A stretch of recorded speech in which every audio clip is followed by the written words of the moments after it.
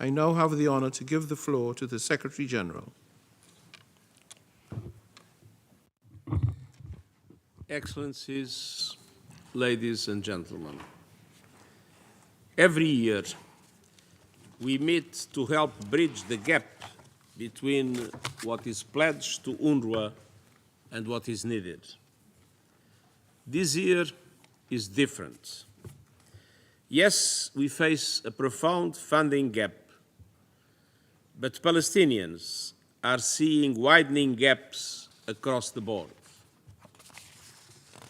Gaps in respect for international humanitarian law, gaps in recognition of universal human rights and dignity for all. And for Palestinians in Gaza, not just a gap, but death, destruction, and a total breakdown in law and order. Just when we thought it couldn't get any worse in Gaza, somehow, appallingly, civilians are being pushed into ever deeper circles of hell. Recent days have brought yet more evacuation orders by Israeli authorities, yet more civilian suffering, and yet more bloodshed. Palestinians in Gaza keep being forced to move like human pinballs across a landscape of destruction and death. The extreme level of fighting and devastation is incomprehensible and inexcusable, and the level of chaos is affecting every Palestinian in Gaza and all those desperately trying to get aid to them. Nowhere is safe. Everywhere is a potential killing zone. It is high time for the parties to show the political courage and political will to finally reach a deal. Excellencies, nothing justifies the horrific attacks by Hamas on October the 7th, and nothing justifies the collective punishment of the Palestinian people. Yet Palestinians, including of course Palestine refugees, are enduring the deadliest period since the agency's creation. And we are all painfully aware the horror has not spared UNRWA colleagues. 195 UNRWA staff members have been killed, the highest staff death toll in UN history. And many of them were killed together with their families and loved ones. And UNRWA is also being targeted in other ways.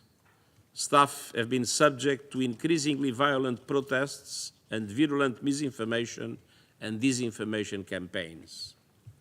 Some have been detained by Israeli security forces and subsequently reported mistreatment and even torture. In the occupied West Bank, the presence and movements of UNRWA personnel have been severely restricted by Israeli authorities. Yet, despite these and other obstacles, in impossible conditions, and in the midst of their own grief, the women and men of UNRWA have bravely continued their work in whatever way they can. They are the backbone of humanitarian operations in Gaza. And can you imagine what it must be like to be in this situation? Can you imagine how our colleagues wake up day after day in a living nightmare and still deliver for Palestinians in desperate need? Because I cannot. They are doctors, nurses, counselors, engineers, drivers, and so many others, all demonstrating incredible courage and solidarity. And they are continuing to deliver UNRWA's mandate in desperate circumstances in Gaza, while UNRWA also strives to deliver in an increasingly challenging situation in the occupied West Bank, including East Jerusalem, and in Jordan, Lebanon, and Syria, championing human development and human rights. Excellencies, hopelessness is the greatest ally of instability. And the work of UNRWA is one of the greatest factors providing hope and stability across a troubled region. Without the necessary support and financing to UNRWA, Palestine refugees will lose a critical lifeline and the last ray of hope for a better future. To those of you who have already pledged support, I thank you. And my appeal to everyone is this: protect UNRWA, protect UNRWA's staff, and protect UNRWA's mandate, including through funding. And let me be clear, there is no alternative to UNRWA. We are working on all fronts to implement the recommendations of the Catherine Colonna report by strengthening UNRWA's work and risk management mechanisms. Now is also the time to work on all fronts to support UNRWA's critical mission. And now is the time to bring an end to this terrible war, starting with an immediate humanitarian ceasefire in Gaza and an immediate and unconditional release of all hostages.